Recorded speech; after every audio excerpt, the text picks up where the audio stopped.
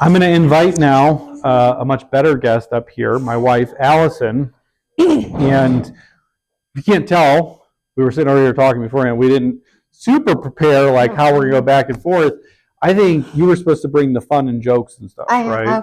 Okay. That's what I usually do. Do you want me to stay up here with you, or would you like me to sit down? Whatever you'd like, darling. You want to rest your... I want to watch you. Yeah, all right. Well, thank you all. I'll come back up maybe if there are questions for both of us. And just to play off, like, part of why he married me is I'm his just internal marketing team.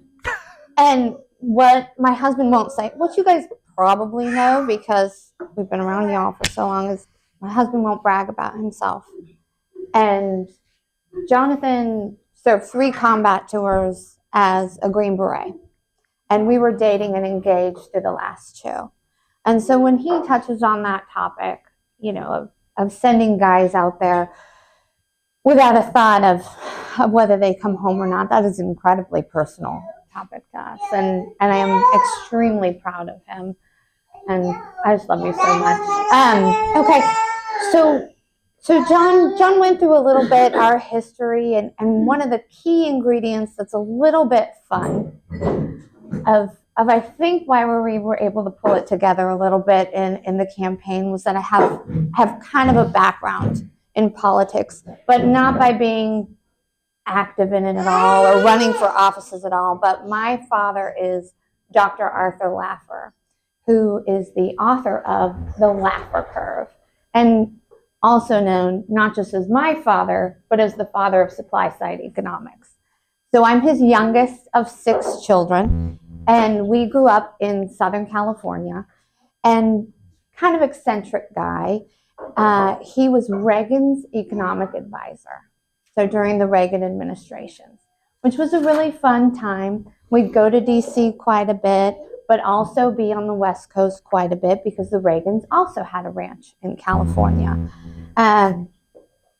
During that time and shortly after as well, he was Margaret Thatcher's economic advisor, helped write the Reagan tax cuts, and now the Trump tax cuts.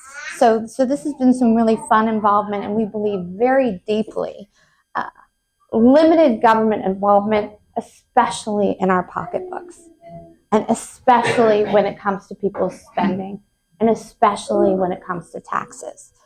There's this kind of perfect point, which the Laffer curve tries to describe, where the government is getting the max amount of revenue it can while taxing the people the least. Because at a certain point, you're going to tax me so much, I'm going to create an LLC. I'm going to get 2 CPAs, and I'm going to move. So then you're not going to get my taxes anymore, right? In all the different ways we can legally walk around these taxes. So if we have a simple, broad-based tax plan and a lower amount, we're going to get the max amount back for government spending, the necessary government spending that has to be done. And this involves, you know, having very clear-cut budgets as well and trimming fat.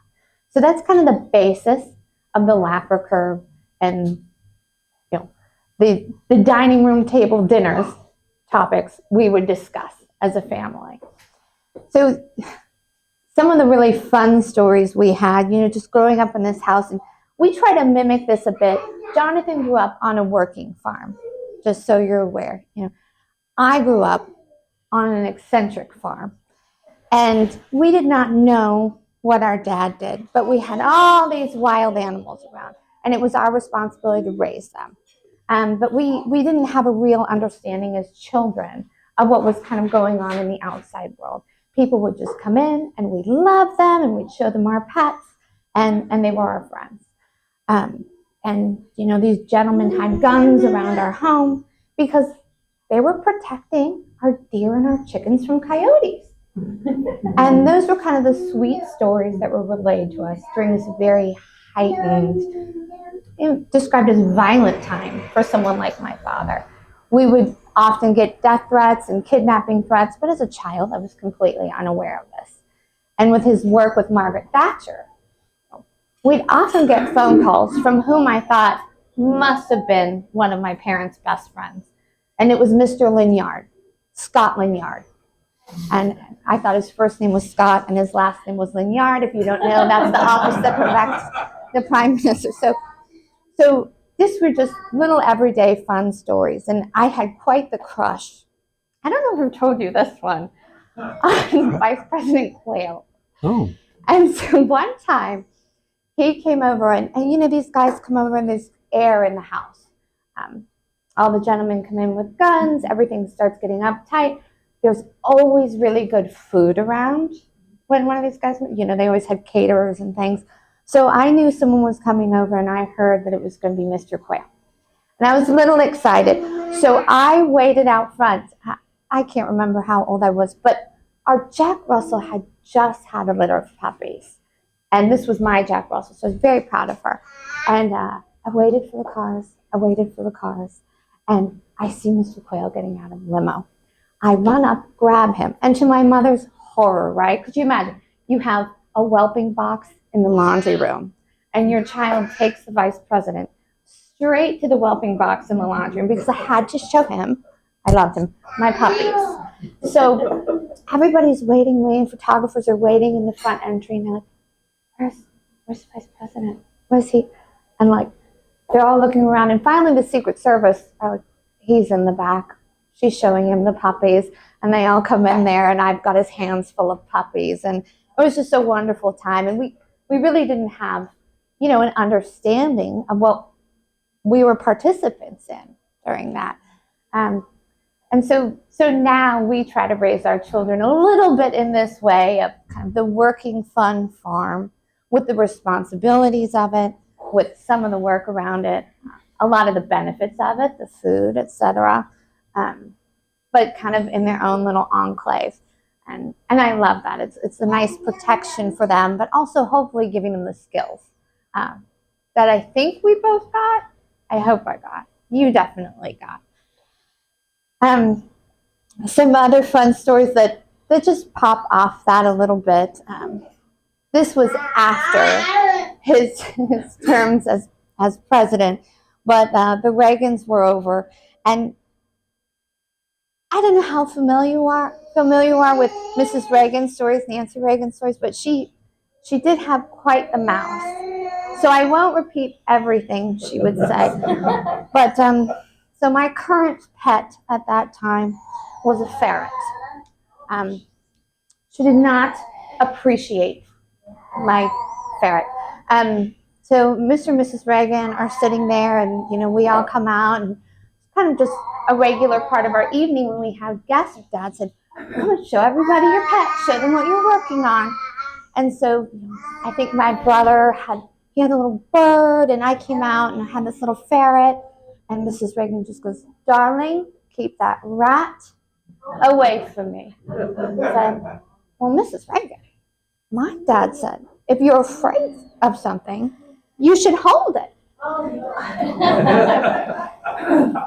I definitely can't repeat the words that came out of her mouth then, but Mr. Reagan and Dad were just laughing hysterically, and that's one of my great memories of them.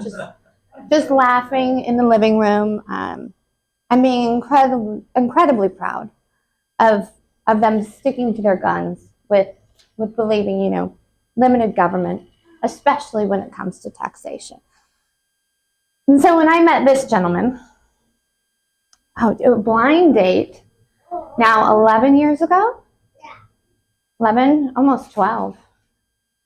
And politics wasn't necessarily the topic. We were both very conservative human beings, both 29, 30 then, no tattoos, wanted to get married, just very straight-laced, and love watching political debates with each other. But I had a career, he was in the Army, and we were just doing life together, getting through the Army, getting married, having our first baby, moving back to Michigan. And Jonathan had been out of the Army for some time. And again, politics was a fun background we enjoyed with each other. And we were always very tuned. We loved the news. But to say like we wanted to be in office was certainly like not on the radar. It was our kids. But then COVID happened.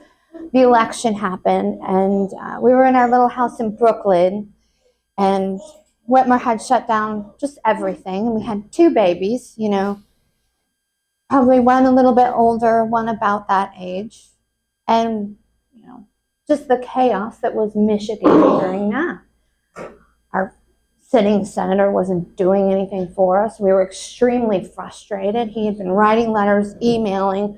We were getting just so vocal, and we were like on fire with it. It was fantastic. And one day, Jonathan had been doing very well in his career, and I wasn't working and just being mommy to babies and starting the farm. And I just remember it so clearly. We're like at the bar in the kitchen. He looks at me and he just goes, "Are you ready?" I'm like, "Oh yeah, honey, I'm ready." Didn't know exactly what he meant. Didn't know exactly, but I just knew that it was about to start. And that's when it all kicked off. And we just became 24/7, running it ourselves, raising the funds ourselves, pounding the pavement. He went through 2 pairs of shoes, 15,000 doors. That's like our underestimate, because at a certain point we just had to start thinking, okay, how many can you do in a day? And it was just wild, fantastic, but everything was completely people driven. You know, how had the lockdowns affected us? How had our senator not standing up for us affect us? It was extremely personal, and extremely personal with our babies, extremely personal with my sweet guy and him deploying all the time. And it's just been an absolute blessing to be able to take one set of experiences and translate them into another. So for that, I'm entirely grateful, and I'm grateful for you guys having me here. Thank you so much. And you want to do Q&A or? Sure. Okay. Yeah. I'll sit.